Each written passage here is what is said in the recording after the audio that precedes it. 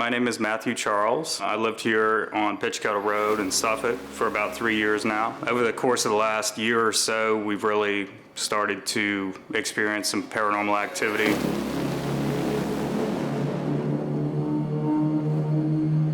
That particular night, we heard that voice, and I decided I had had enough, and I knew the source of this was coming from outside in the back by the garage and, by this unmarked cemetery. So once I heard that voice that night, I got up and I went outside. We immediately went to the backyard to see, because a lot of the activity seemed to be going on back here, and we thought maybe someone was on the property. Then I went out back behind the garage where the cemetery is, or we did rather, Carrie and I, and that's when the shadows started showing up all over the ground and flying all over the place. We're looking up, making sure there's not bats or any insects flying around, and there wasn't, no tree limbs moving, nothing like that. I literally was standing here with Matt, and there were shadows circling us in an actual circle. There is a light up there, and I do understand that.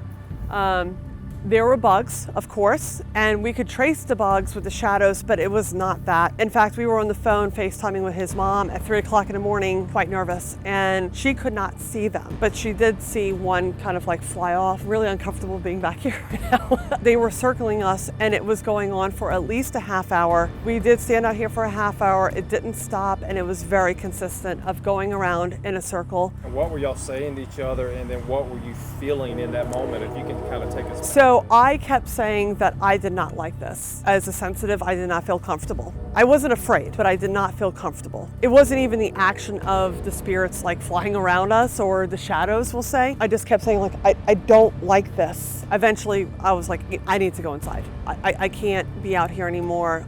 I'm really feeling uncomfortable. Quite honestly, I'm feeling uncomfortable right now.